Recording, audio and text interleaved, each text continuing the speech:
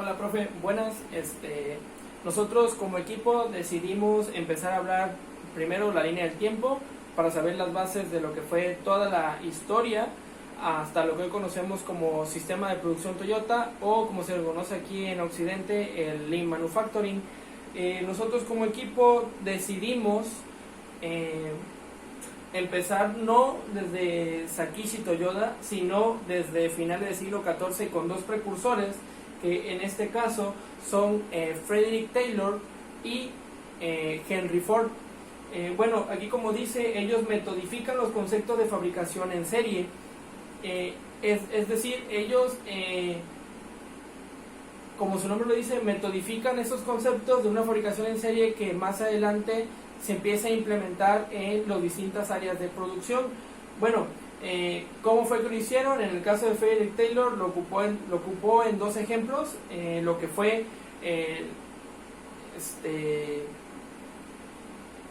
lo que fueron la fabricación de fusiles en Estados Unidos y turbinas en el caso de Europa.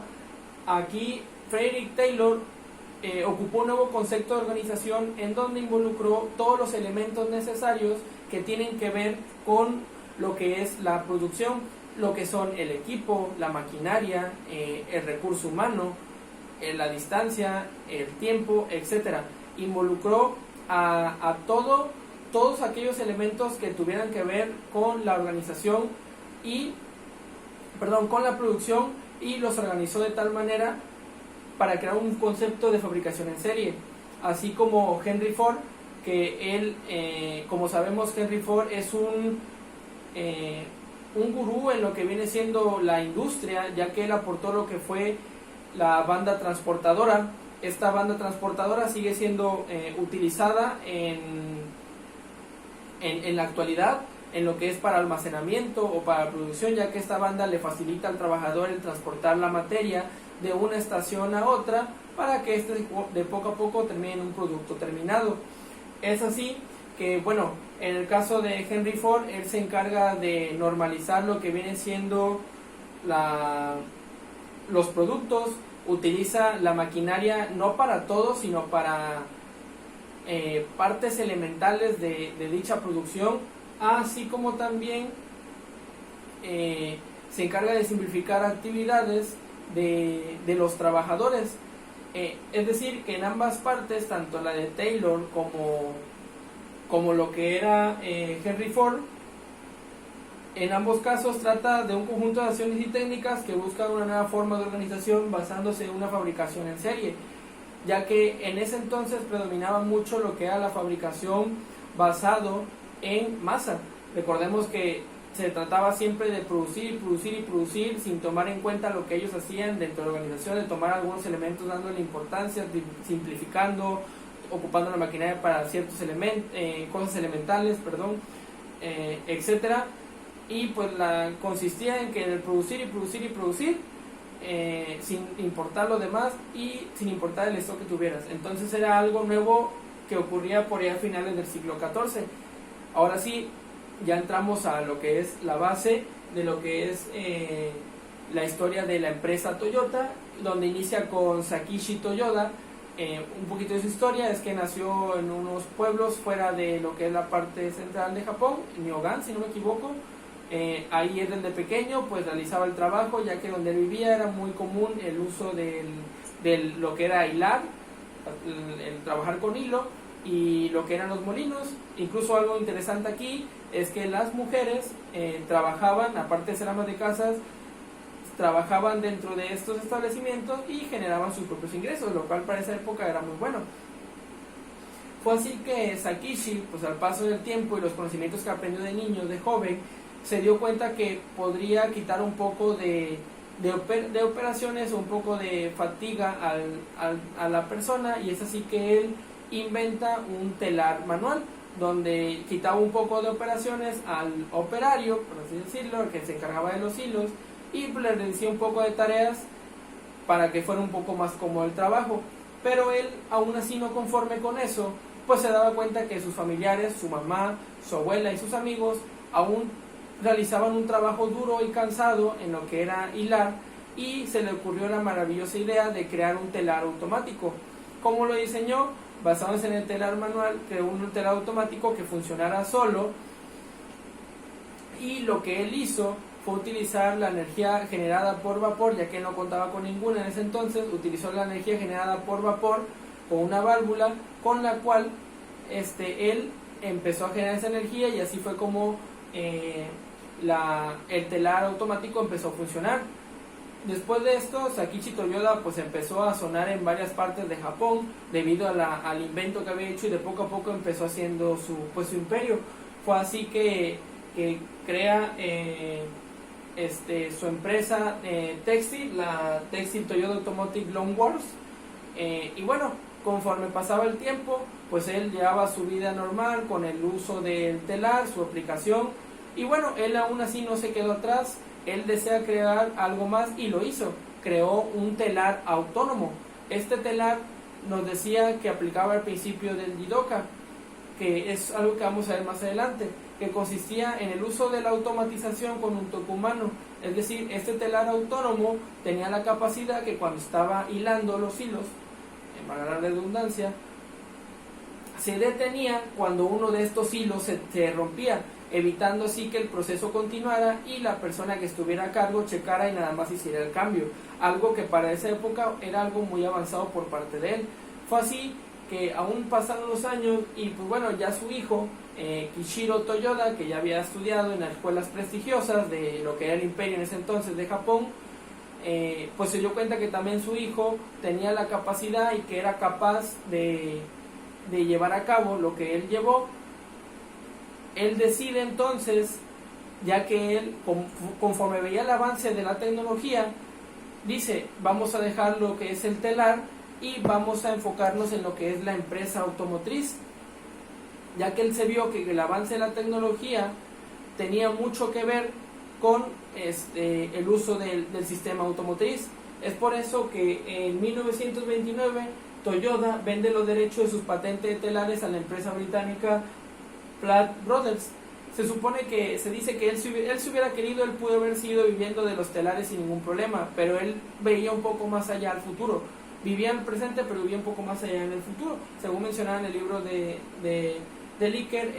él tuvo esa visión de que la empresa automotriz iba a ser lo nuevo en los próximos años. Es así que su hijo Kishiro Toyoda se vuelve el encargado de dicha empresa, y ya en 1930 empiezan a crear sus primeros camiones. Obviamente no eran los mejores, pero de poco a poco su trabajo iba avanzando. Se dice que se crea una división para la creación de autos en lo que es la empresa Textile Toyoda Automotive Loom. Y para recalcar, antes de que se me olvide, este punto lo sacamos del libro de conceptos, el libro verde.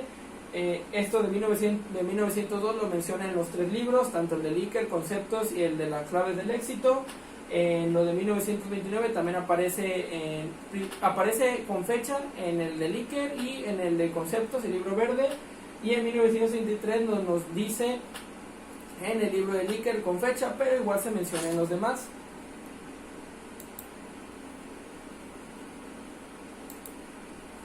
Pasando los años, de poco a poco,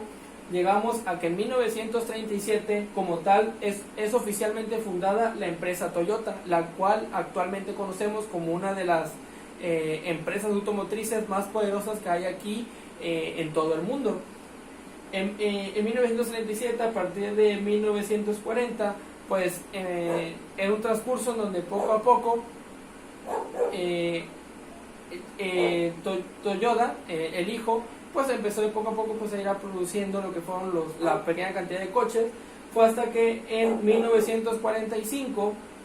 ocurre un hecho trágico. El 15 de agosto de 1945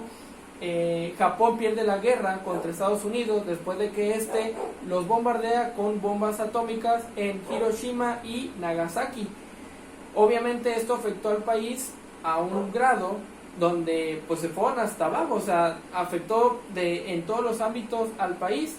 Pero Toyota tuvo la suerte que los estadounidenses, cuando invadieron Japón después de término de la guerra, necesitaban camiones. Entonces Toyota se dedicó a crear dichos camiones y pues poco a poco supo mantener su economía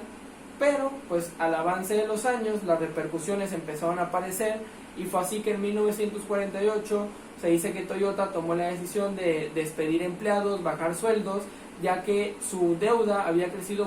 8 veces mayor a la capital con la que estos contaban. Obviamente tenían que hacer sacrificios para que la empresa no fuera a la quiebra ni desapareciera, y fue así que se lograron los despidos. En esa época había demasiado huelgas, que era algo normal debido a los problemas que tenían todas las empresas.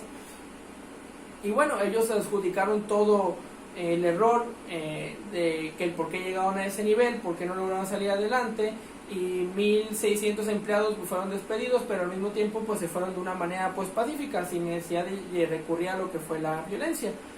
Es así que ya en 1949, después de que Jackie Shiro hubiera dejado de ser el jefe de la empresa, no sin antes decir que él quería alcanzar a los americanos en 3 años. ¿Por qué? Porque Estados Unidos era una potencia muy poderosa que los venció, por lo tanto esperaba alcanzarlos a ellos en lo que era términos de producción. Es así que en la fecha de 1949, Eiji Toyoda, que luego se convierte en el director de la empresa Toyota, junto con Taishi Ono, visitan las empresas estadounidenses. Ellos viajaron 2 semanas a estas empresas para poder realizar un análisis. Ellos esperaban llegar a un lugar completamente nuevo en el sentido de la automatización y autonomización. Esperaban encontrar un lugar con una industria maravillosa, pero ¿cuál fue su sorpresa? Que en Estados Unidos seguían ocupando un proceso que se ocupaba desde hace 30 años, la producción en masa, en donde consistía en que solamente iban a producir sin darse cuenta de que a veces cometían errores. Y bueno, Ono y Eiji Toyoda se dieron cuenta de esos errores, como era producir productos y salían productos defectuosos, pero como esos productos todos se almacenaban en un stock y cuando ese se llenaba se cambiaba a otro lugar, no se daban cuenta las empresas de los defectos que había en su producción hasta 1 o 2 semanas después, lo que obviamente generaba pérdidas. Es cuando ellos regresan a Japón y pues se dan cuenta que ellos no pueden implementar el sistema, que tenía errores, ellos lo podían corregir, pero aún así no podían implementar un sistema de producción en masa, ya que ellos no contaban con la tecnología, no contaban con la herramienta ni con el personal necesario. En el libro de Licker se nos menciona un ejemplo que en Estados Unidos, si producían un carro, en Estados Unidos producían 9.000 en un mes, una empresa estadounidense, mientras que en Japón producirían 900 al mes. Una gran diferencia por la falta de los 3 puntos que mencioné. Es por esto que Ono regresa al lugar donde sabía que iba a tener ideas, que es en la empresa de Toyota, junto con un equipo de ingenieros y de especialistas en muchas áreas. Empieza a analizar pues las distintas empresas utilizando el famoso benchmarking y le da una repasada, una leída a lo que es el libro de Hoy y Mañana de Henry Ford, y empieza a ver las técnicas y los sistemas que se implementaba para mejorarlos o él empezar a crear uno nuevo.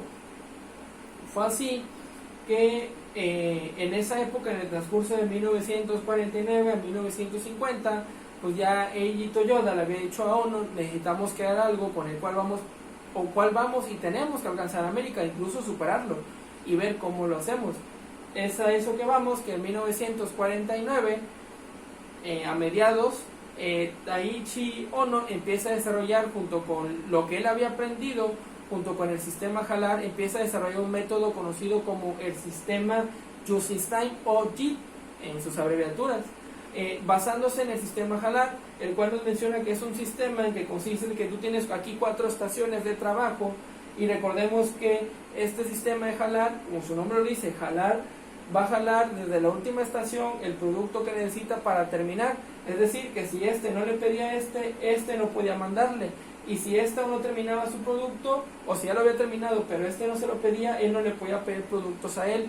y él no le podía pedir productos a él si él no había terminado, ya que él no lo había pedido porque este no lo había pedido. De eso consiste el sistema HALAR, en que tú solamente vas a dar lo que te están pidiendo. Es así que a través de este sistema se crea ya la técnica conocida como Just-in-Time, que la técnica en sí, en resumen, para que no es muy largo, consiste en en producir solamente lo necesario, no más ni menos, y se produce solamente lo que se están pidiendo en el tiempo que lo requieran. Entonces, en 1950 nace esta técnica que es aplicada muchos años después y que se ocupa actualmente, que ha ayudado a muchas empresas a tener una producción adecuada y teniendo un control de toda la materia, recurso humano, herramienta, equipo, entre otros elementos, gracias a esta técnica creada por ONU. Fue así que de 1950 a 1965 se empezaron a crear diversas técnicas basándose en los estudios que se hacían a las distintas empresas, a los aportes que se iban haciendo de ciertos personajes dentro de la industria, y se fueron creando las técnicas como fue el SMED, el JIT, el Yusenstein, Jidoka, Poka-yoke, entre otras. Fue así que también tuvo mucho que ver que en 1950 salió a relucir un personaje que todos conocemos, que es conocido por su apellido principalmente, Deming, el cual es conocido como el padre de la calidad, el cual se hizo muy famoso y muy querido en lo que fue Japón. Recordemos que tiene un premio incluso de la calidad en Japón debido a sus aportes de la calidad en la empresa y en la industria. Es aquí que ellos ocupan esos consejos de parte de Deming para poder ir creciendo de poco a poco. Es así que gracias a estos consejos y los foros a los que se dedicaba Deming, empezaron a crear estas herramientas y de poco a poco empezaron a crear el sistema de producción Toyota, que englobaba no solamente estas técnicas, sino también una cultura que poco a poco se iba a ir implementando. Las herramientas que poco a poco se fueron creando en este lapso fueron lo que fue el SMED, que es el cambio de herramientaje, el cual consiste en que ya vas a saber qué herramienta es la que tú vas a ocupar o qué es la herramienta la que tú vas a tener lista para poder trabajar, y así tú ya no pierdes tiempo en estar escogiendo qué herramienta vas a ocupar para cierto proceso, sino que esta ya está marcada para que tú solamente la tomes y puedas tener la facilidad de llevar a cabo el proceso. Tenemos el Jidoka, que lo vimos desde Sakichi Toyoda, que es la autonominación, el uso de tecnología de tecnología con un toque humano. Y de ahí entramos a la época de 1965, donde se crea el Poka-yoke, conocido como la prueba de tontos o la prueba de errores. Consistía en que se implementaba un sistema Poka-yoke que consistía en que el trabajador pues no se podía equivocar porque solamente había una forma de hacerlo y era una forma de cómo se tenía que hacer. Por lo tanto, no tenía que cometer ningún error si seguía los pasos que se tenían que ocupar en dicho sistema Poka-yoke. Y como nos dimos cuenta en este transcurso, pues no hay unas fechas como tal, simplemente en los 3 libros se empieza a narrar pues cómo poco a poco estas herramientas empiezan a nacer junto con otras técnicas que mis compañeros van a explicar más adelante, pero que ya la hemos visto en anteriores exposiciones. De ahí entramos al año de 1973. Toyota pues seguía produciendo sus automóviles y seguía implementando su sistema de producción Toyota. Fue así que entramos a 1973, donde ocurre una crisis que afectó a muchos países, conocida como la crisis del petróleo. En esta crisis afectó obviamente de forma económica a muchas empresas, pero lo que hizo notorio al sistema JIT o al sistema TPS, sistema de producción de Toyota, fue que según en el libro de Licker nos menciona que Toyota, basándose en su sistema de producción, logró recuperarse más rápido de lo que las otras empresas lo estaban haciendo. Obviamente todo el mundo se sorprendió ver que esta empresa, donde todas las demás estaban sufriendo y pues obviamente no podían mejorar, él sí lo pudo hacer. Entonces es cuando empieza a notar que pues su sistema está funcionando, empieza a tener la notoriedad que se le debe de dar, y es cuando a partir de esos años, de 1973 a 1990, Toyota empieza a implementar este sistema en las demás empresas que hay de Toyota, en lo que era Japón. Conforme iba avanzando su sistema, más herramientas se iban uniendo, más técnicas, y se iban implementando y se daban cuenta que estas técnicas sí pudieron aumentar la producción de su empresa, sí pudieron crear lo que era el Kaizen, la mejora continua que buscaba la empresa de Toyota. Es así que también tuvo mucho que ver con ciertos personajes que conocemos como los gurús de la calidad, ya que en ese entonces realizaron muchos aportes que le sirvieron a muchas empresas, principalmente a la empresa de Toyota, gracias a los aportes que tuvieron a calidad con Deming, Hurán, Ishikawa, entre otros. Esto le sirvió a Toyota no solamente para ser una empresa productiva y que produciera bastante,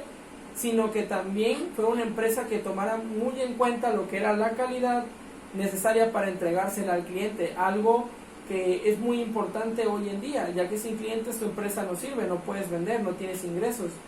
Es por ello que gracias a esta implementación, Toyota, gracias a estos gurús de la calidad, empezó a mejorar de poco a poco, y ya llegamos hasta una fecha donde entra en la cúspide Toyota. Es que en el año de 1900 se genera un gran eco debido a la publicación del libro conocido como La máquina que cambia el mundo. Esta máquina narraba todo lo que fue desde Sakichi Toyoda, la implementación de la máquina de telar, cómo de ahí partió para la implementación del sistema automotriz, y cómo el sistema automotriz vino con su sistema de producción de Toyota. Y bueno, este empezó obviamente a tener autoridad en todos los países al ver todo lo que lograba este sistema, dándote cuenta que era un sistema muy eficiente, muy eficaz, que ayudaba a tu empresa a mejorar en muchos aspectos, y con ello te enseñaba que también podía ser una cultura que podías implementar dentro de tu empresa. Algo muy importante que también vamos a ver más adelante en la exposición, donde vemos cómo este sistema de producción Toyota, o Lean Manufacturing como se conoce acá en Occidente,